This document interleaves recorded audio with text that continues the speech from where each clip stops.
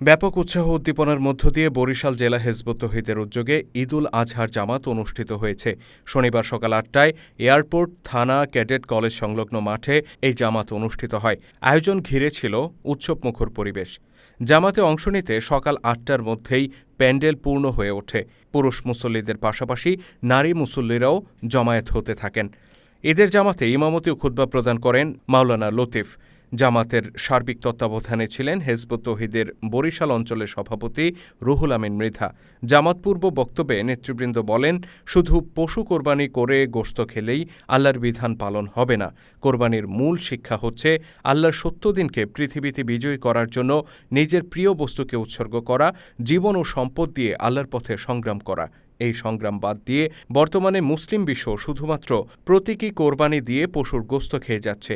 এতে কোরবানির প্রকৃত শিক্ষা সমাজে বাস্তবায়িত হচ্ছে না বলে মন্তব্য করেন তারা।